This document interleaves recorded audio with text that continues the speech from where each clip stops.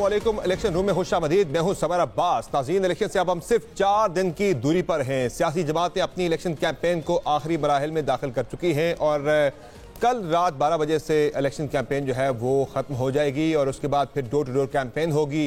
खामोशी से जो है वो कैंडिडेट जाएंगे। कोई जलसे जुलूस रैलीज पे जो है वो पाबंदी होगी इलेक्शन कमीशन की जानिब से। इससे सारी जो इंतखाबी दौड़ धूप है पॉलिटिकल पार्टीज़ की, उसमें अहम मामला आज हम एनालाइज करेंगे कि जो सूबाई हुकूमतें हैं वो 2018 में तो बनी थी। सिंध में पाकिस्तान पीपल्स पार्टी की गवर्नमेंट बनी थी, पंजाब में पाकिस्तान तहरीक इंसाफ की कोलिशन गवर्नमेंट आई थी, बलूचिस्तान में बलूचिस्तान अवामी पार्टी की गवर्नमेंट बनी थी, जबकि खैबर पख्तूनख्वा में दूसरी मरतबा पाकिस्तान तहरीक इंसाफ की गवर्नमेंट बनी थी। इस मरतबा सूबों के अंदर अलायंसेस क्या बन रहे हैं, किस पॉलिटिकल पार्टी की गवर्नमेंट बन सकती है, किस सूबे में किस पार्टी की कैंपेन ज्यादा अच्छी है, किसके कैंडिडेट ज्यादा अच्छे हैं और सूरत हाल क्या है सूबों के अंदर, आज हम एनालाइज करेंगे बारी बारी चारों सूबों की सिचुएशन। हमारे साथ ट्रांसमिशन में हमें ज्वाइन कर रहे हैं इस्लामाबाद स्टूडियो में मुजम्मिल सरवर्दी साहब, उनके साथ तशरीफ फरमा है आसमा शराजी साहिबा, जबकि मेरे दाई जानिब हैं डॉक्टर मारिया जुल्फ़िकार और राय साकिब कल, जबकि हमारे साथ मौजूद हैं लाहौर से मंसूर अली खान साहब और हमारे साथ मौजूद हैं मोना आलम साहिबा। बहुत शुक्रिया आप सबका, आपने ज्वाइन किया ट्रांसमिशन में। और सबसे पहले जरा हम बात करेंगे आज की इस ट्रांसमिशन में, इससे पहले कि हम सूबों के ऊपर जाएं कि सूबों में सूरत हाल एग्जैक्टली क्या है, किस सूबे में किसी गवर्नमेंट बन सकती है इस इलेक्शन में, उससे पहले जरा कराची की बात करते हैं। नाज़रीन, जो नेशनल हमारी पॉलिटिक्स है उसमें आजकल काफी ज्यादा हीट देखने को मिल रही है। पर्टिकुलरली पीपल्स पार्टी और नून लीग के दरमियान जो नोक झोंक है वो काफी ज्यादा बढ़ चुकी है। पिछले हफ्ते से, बल्कि उससे भी पहले, बिलावल भुट्टो जरदारी नून लीग को यानी मियां नवाज शरीफ को चैलेंज देते रहे कि आप भी वज़ीर आज़म के कैंडिडेट हैं, मैं भी वज़ीर आज़म का कैंडिडेट हूं, तो आइए जरा मनाजरा कर लेते हैं जिस तरह से वेस्टर्न डेमोक्रेसीज के अंदर होता है। तो उस पर नून लीग ने कहा जी मनाजरा छोड़े, पहले मवाजना कर लेते हैं लाहौर और कराची का और सिंध के दीगर शहरों का। तो उस सारी डिस्कशन में कल जो बारिश हुई कराची के अंदर, उसमें नून लीग को ज़रा ज़्यादा अपर एंड मिल गया पीपल्स पार्टी के ऊपर। अब वो ज़्यादा तानातनी कर रहे हैं पीपल्स पार्टी के वाले से। पहले मैं आपको जरा सुना देता हूं कि क्या एक दूसरे को चैलेंजेस दिए जाते रहे पीपल्स पार्टी नून लीग की जानिब से मवाजने और मनाजरे के वाले से, जरा सुन लें।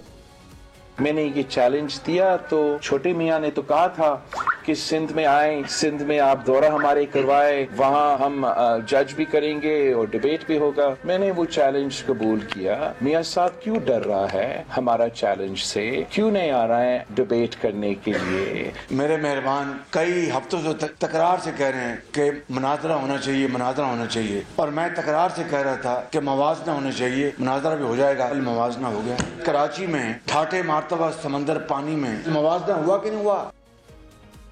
नवाज शरीफ ने जवाब देते हुए यह भी कहा कि अगर लाहौर का हाल कल जिस तरह कराची का हुआ उस जैसा हाल होता तो मैं इलेक्शन से दस्तबरदार हो जाता। बिलावल भुट्टो जरदारी को यहाँ से इलेक्शन लड़ने का कहता। तो हम अब इसमें क्या सूरत हाल कराची की बनी, हम मेयर कराची मुर्तज़ा वहाब से भी डिस्कशन करेंगे। पहले ज़रा स्टूडियो में हम डिस्कशन कर लेते हैं। क्या कहेंगे मुजम्मिल सरवर्दी साहब, ये जो मामला हुआ इस सारी बहस के अंदर पीपल्स पार्टी पे अचानक से एक कुदरती एक आफत आ गई और सिंध में जो हुआ सारा कुछ, वो उनकी पूरी जो एक वो बयानियां बना रहे थे पिछले कई दिनों से मवाजने का और मनाजरे का, वो सारा धुल गया कल के सैलाब के अंदर। देखिए, ये तो 3 साल पहले भी बारिश हुई थी तो कराची डूब गया था। 2 साल कराची जब भी बारिश होती है कराची डूब जाता है, हर साल 2 साल बाद डूब जाता है और फिर ये कहते हैं हम कुछ कर रहे हैं। 15 साल हुकूमत रही, मतलब कोई 2, 3, 4 साल की तो बात नहीं है।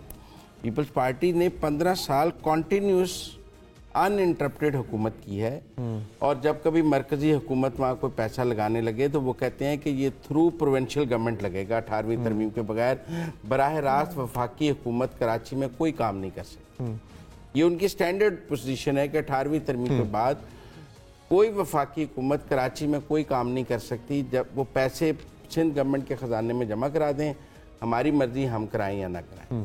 तो 15 साल का हिसाब तो उनसे लेना ना कि भाई अगर आप 15 साल में सीवरेज नहीं डाल सके, 15 साल में नाले नहीं साफ कर सके, 15 साल में आप शहर में जो पानी खड़ा होता है उसको, मतलब मुझे याद है 2008 में बूट पहन के शहबाज शरीफ खड़ा हो गया था लक्ष्मी चौक पे कि पानी खड़ा हो गया तो लोगों ने बड़ा मजाक उड़ाया था। लेकिन सर्टनली अब लक्ष्मी चौक में 15 से 20 मिनट में पानी निकल जाता है और वो जो पॉन्ड टाइप चीज़ है उसका उन्होंने सोल्यूशन निकाला है। अगर ये सोल्यूशन नहीं निकाल पाए 15 साल में तो इन्होंने ही जवाब देना है, मैंने और आपने तो नहीं देना। ये इस फैक्ट को ज़हन में रखते हुए कि कराची का जो है एरिया जो जिनके पीपल्स पार्टी या सिंध गवर्नमेंट या मेयर जो है उसे गवर्न करता है वो 60-64% है। बाकी कुछ कैंटोनमेंट्स के पास है, कुछ विफाकी इदारों के पास है। आसमा शराजी साहब क्या कहेंगे? ये तो उनके ऊपर आ गई। लाहौर डीएचए और लाहौर कंटोनमेंट में भी ऐसे ही है। प्रोविंशियल गवर्नमेंट ने वहाँ काम किया है, क्योंकि इन दी एंड अभी भी जो अंडरपासेस वगैरह बने हैं, राय साकिब को पता होगा, कैंटोनमेंट में और उसमें वो प्रोविंशियल गवर्नमेंट ने बनाए हैं, क्योंकि डिफेंड नहीं कर रहा, लेकिन मैं कह रहा हूं कि इस फैक्ट को भी जरा ज़हन में रख के मवाज़ना करना चाहिए। डीएचएस में काम करती है, कोई नो गो एरियाज नहीं है प्रोविंशियल गवर्नमेंट। आसमा शराजी साहब सीवरेज डालना चाहे तो डीएचए वाले मना नहीं कर देते। क्या आप क्यों ज्यादा कर भी जो हुआ वो डीएचए के अंदर ही। अब ये देखिए ना, ये अच्छी बात है कि बात हो रही है कि अंडरपास पे पानी आ गया या सड़कें बह गई है, जो भी जिस तरह से भी सूरत हाल है।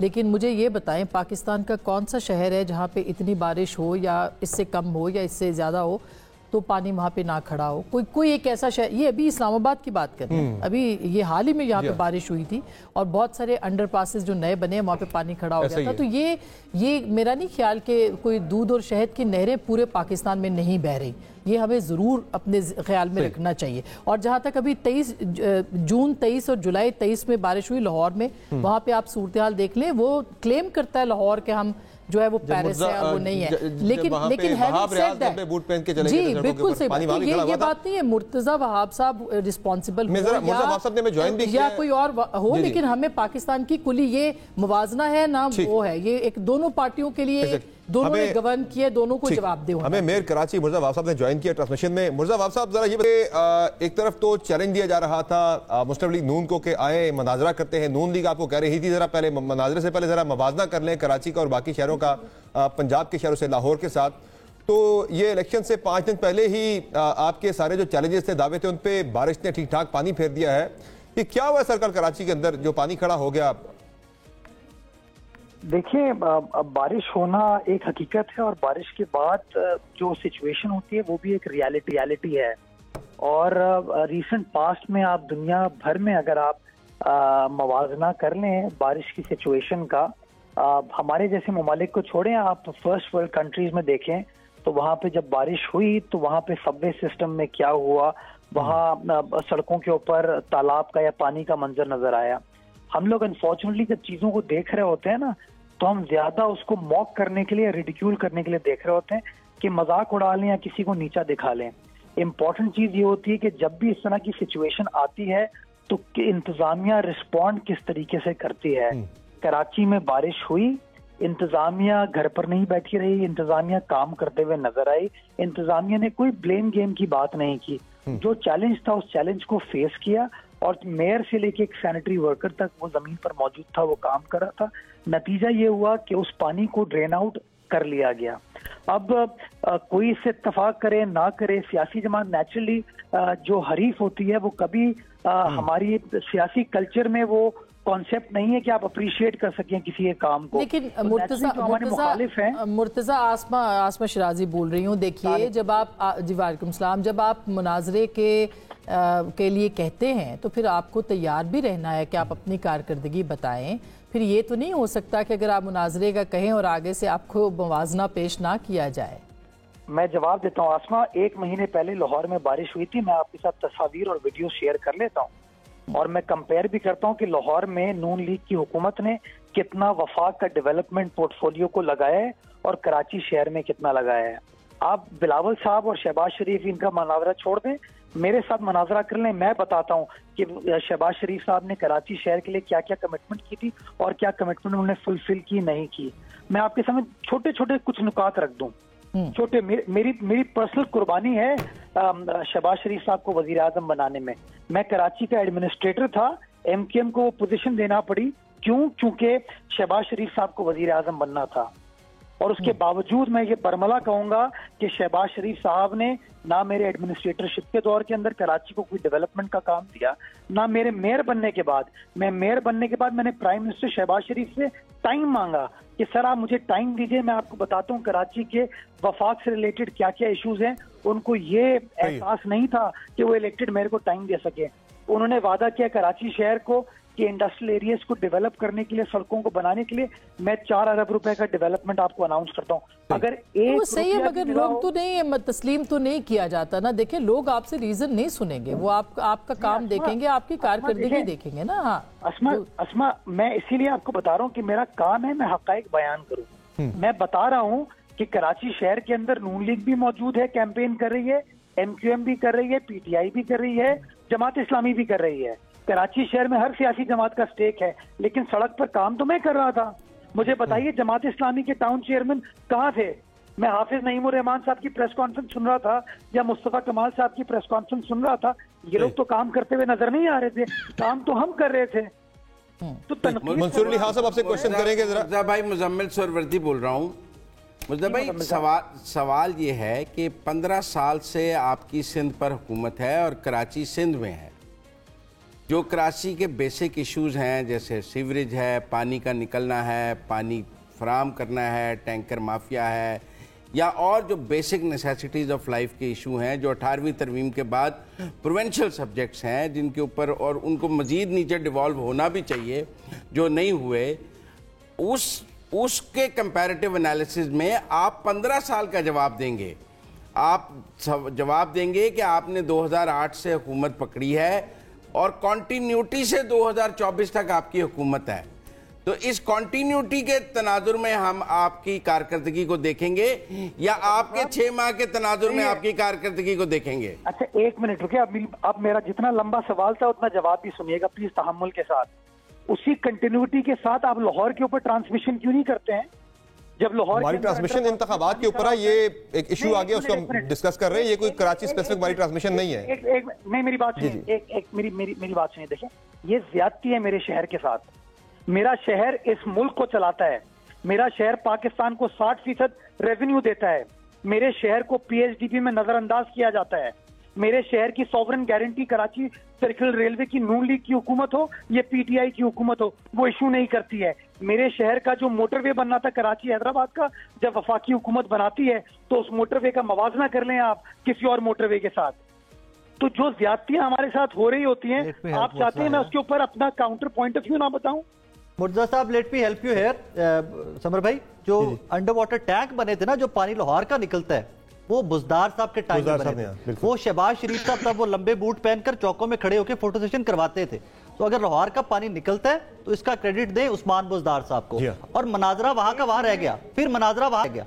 शहबाज शरीफ साहब का मनाजरा और बिलावल साहब का मनाजरा बड़ा जस्टिफाइड है, क्योंकि वो तो क्रेडिट ही उस्मान बुज़दार साहब का और PTI की गवर्नमेंट है, जो पानी लाहौर का निकल जाता है। सो आप अभी भी मनाजरा कर लीजिए बेशक मुर्तज़ा साहब, अभी भी बनता है आप लोग का मनाजरा। मंसूर अली खान साहब क्वेश्चन करेंगे।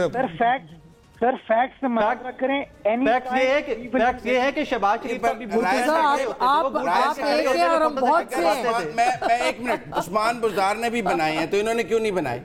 ये 15 साल से बैठे हैं ना। You are not there to क्यों? It's another chargesheet on them कि अगर बुज़दार बना गया है तो मुराद अली शाह मनाजरे की बात कर रहे हैं ना। शहबाज शरीफ साहब वाली बात है कि मुराद अली शाह ने क्यों नहीं बनाया? बात मनाजरे की हो रही है ना। अगर बुज़दार बना सकता है तो मुराद अली शाह क्यों नहीं बना सकता?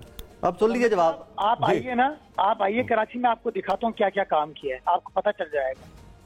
आपको मैं बताता हूँ ना, अगर आप सुनना चाहते हैं तो मैं आपको बताऊंगा कि अपने वसाइल को कराची की आवाम की खिदमत करने के लिए किस तरह खर्च किया गया है। लेकिन मैं गुजारिश सिर्फ यही करना चाहता हूँ कि ये जो फोकस क्रिटिकल फोकस सिर्फ कराची सेंट्रिक होती है ना, वो 30 दिन पहले जब लाहौर में बारिश हुई थी और सारे दावे इनके धरे के धरे रह गए थे, उन अंडरपासेस के अंदर किया था, तब आप लोगों ने कोई इस तरह की स्पेशल टेलीकास्ट नहीं की थी। बट हैविंग सेड दैट, ठीक है, let me clarify once again, ये ट्रांसमिशन आपके कराची के सैलाब के ऊपर नहीं है, हम ये इलेक्शन के ऊपर ट्रांसमिशन कर रहे हैं। चूंकि एक स्टोरी आज बहुत ज्यादा डिस्कस हो रही है, तो इसलिए हमने कहा इसको जरा शुरू में आपका पॉइंट ऑफ व्यू इस पे ले लेते हैं। ये कोई सैलाब या कराची सेंटर की हमारी ट्रांसमिशन बिल्कुल नहीं है।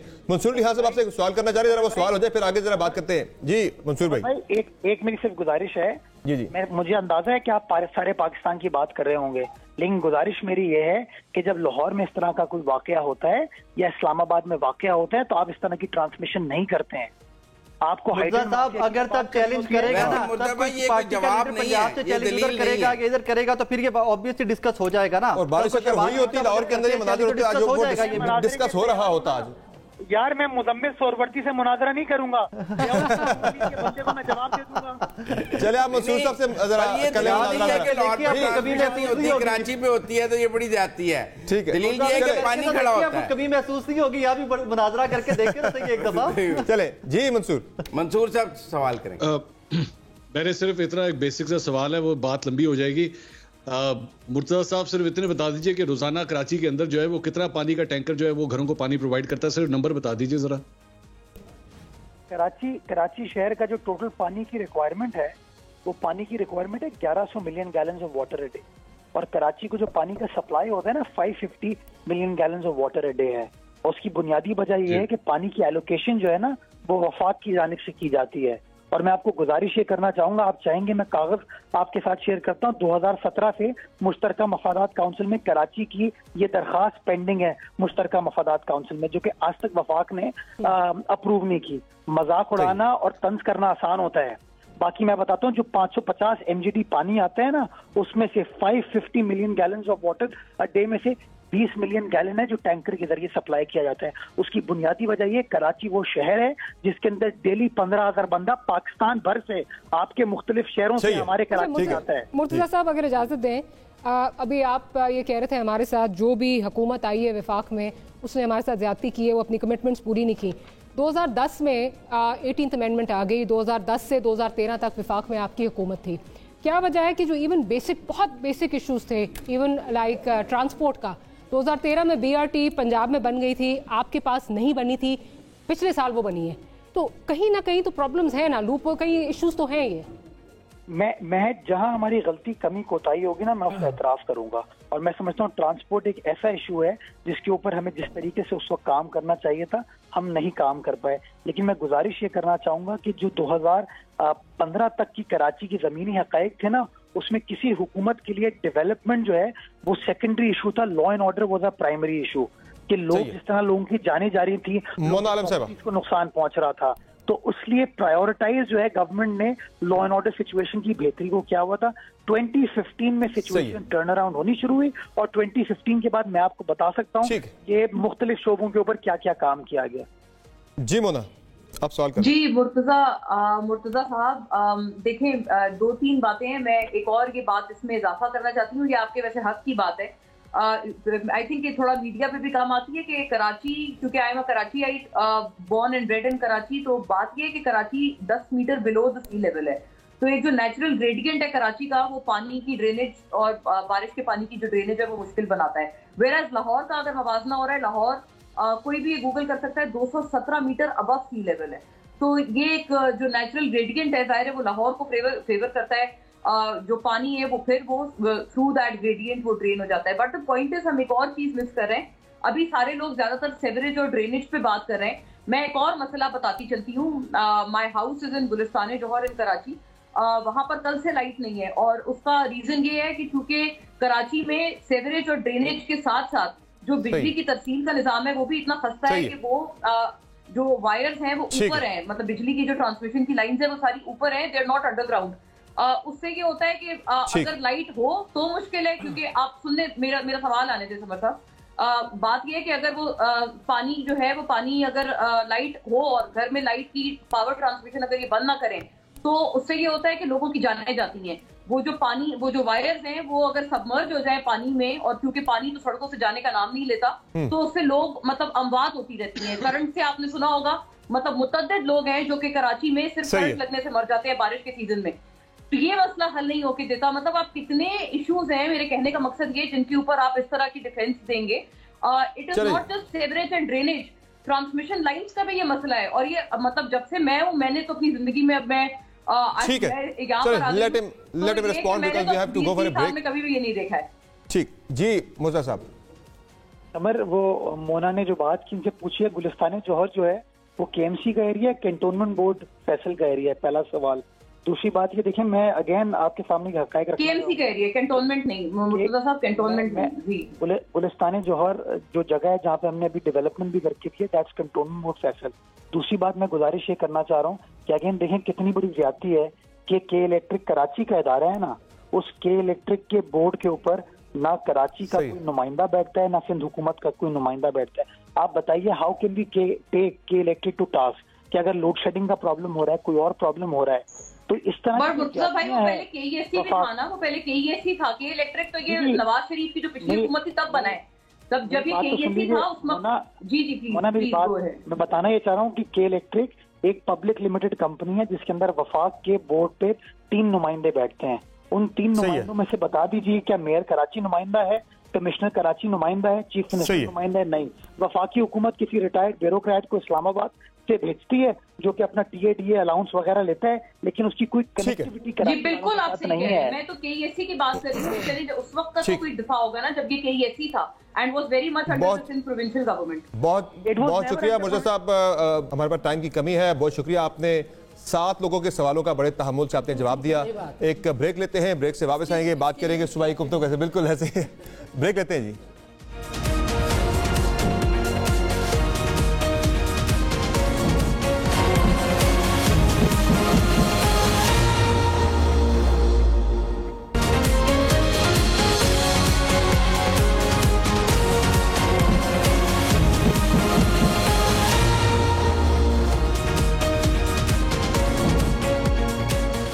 इलेक्शन रूम में फिर से आपको खुशामदीद कहेंगे। बात हो रही है इंतखाबात के हवाले से, कौन सी पार्टी किस सूबे में हुकूमत बनाएगी। और सबसे पहले जरा बात कर लेते हैं पंजाब की, क्योंकि पंजाब में जो पार्टी नेशनल असेंबली की ज़्यादा सीटें लेगी उसकी गवर्नमेंट सेंटर में कंफर्म है।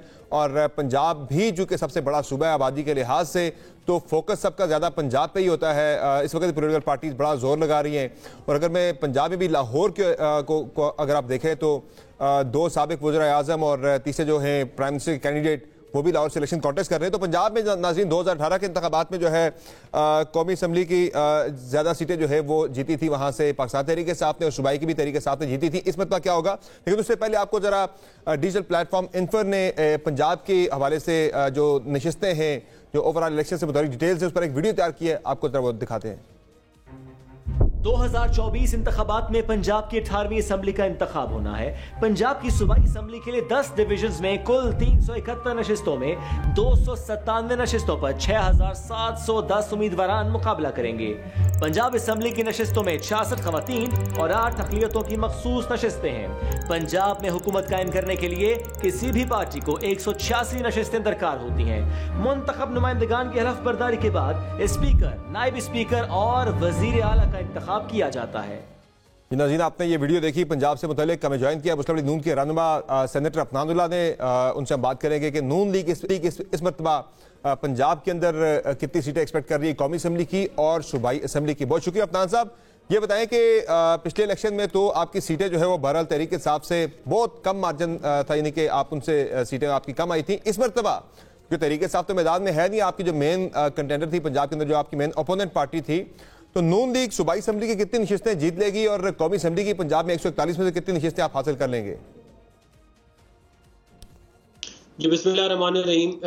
देखिए, पिछली दफ़ा जब इलेक्शन का रिजल्ट आया था 2018 में, तो पाकिस्तान मुस्लिम लीग नून की 130 सीटें थी प्रोविंशियल असम्बली की, पीटीआई की 122 सीटें थी प्रोविंशियल असम्बली की, और बाकी इंडिपेंडेंट और बाकी सारी पार्टी थी। ये कॉन्टेस्टेड सीटें पंजाब की 297 है, उसमें से बता रहा हूँ मैं।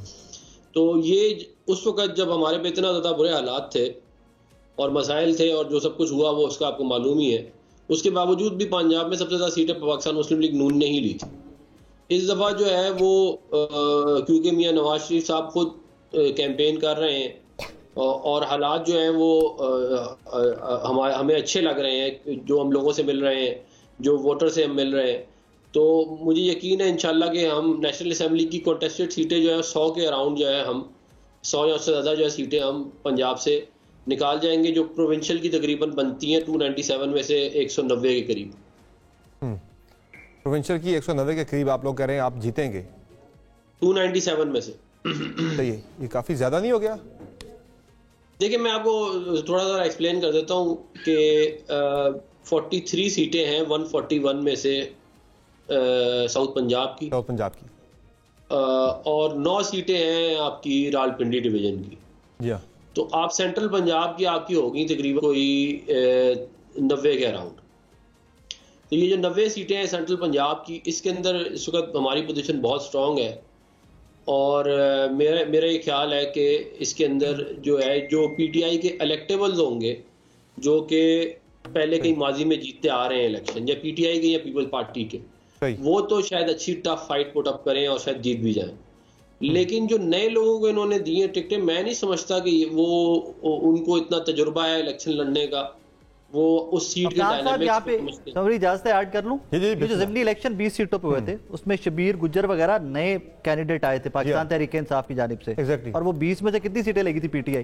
तो I think at this moment अगर हम ये कहें ना कि जी आके कोई नैरेटिव का वोट नहीं है या पार्टी का वोट नहीं, सिर्फ इलेक्टेबल्स का वोट है, तो आई थिंक वो थोड़ी सी ज्यादा हो जाएगा। इसी दफा मुझे लगता है नए लोग ही तो इलेक्शन पुटअप करेंगे, वही तो फाइट पुटअप करेंगे, और पार्टी का वोट उनके साथ है, वरना जो पुराने इलेक्टेबल थे वो सारे छोड़ के चले गए। यहां तक कि भक्कर से निवानी हार गए थे, तो जो कभी नहीं हारे थे भक्कर से निवानी हार गए थे, तो नए लोगों से हार गए थे।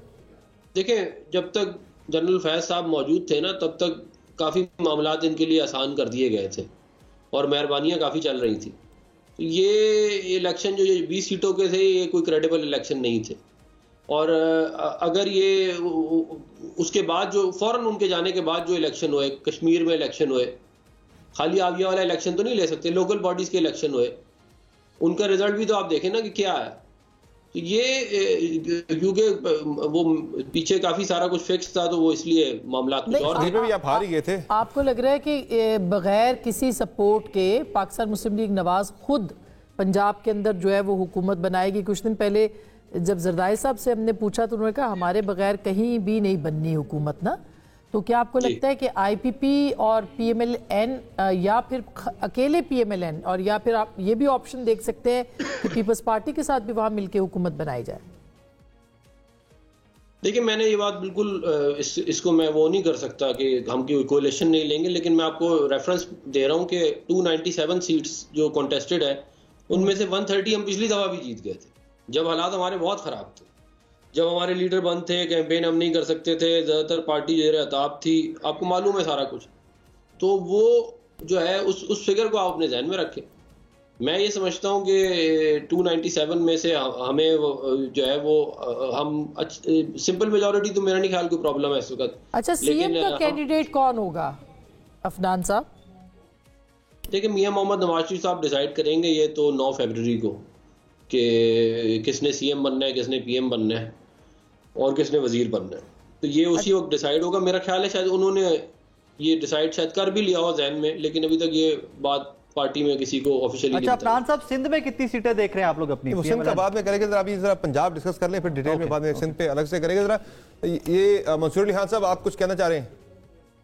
जी, मैं अफनान साहब, मैं आपकी 2 दफा आपने ये जिक्र किया कि 2018 में जब हमारे ये हालात थे तो हम इतनी सीटें निकाल गए थे, तो अब तो हालात बहुत बेहतर है।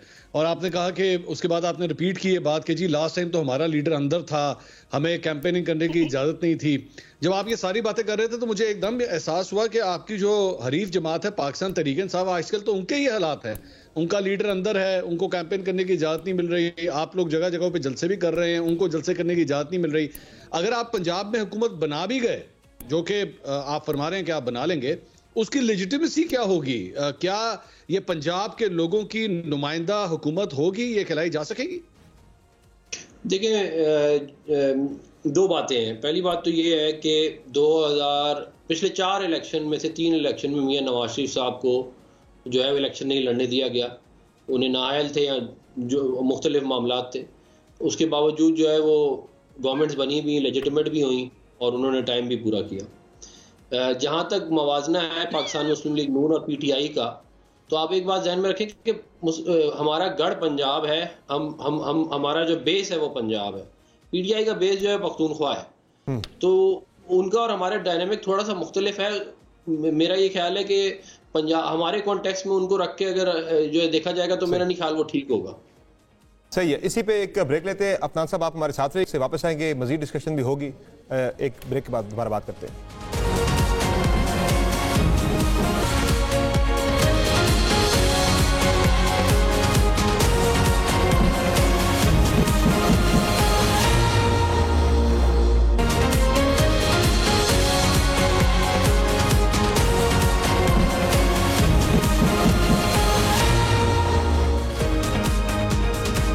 वेलकम बैक नाज़रीन, आप देख रहे हैं हम न्यूज़ इलेक्शन रूम और बात हो रही है पंजाब की सियासत के हवाले से। हमें ज्वाइन कर रहे हैं अफनानुल्लाह साहब, ब्रेक से पहले भी उनसे बात हुई थी। मोना आलम उनसे क्वेश्चन करना चाहेंगे। जी मोना, आप क्या सवाल करेंगे?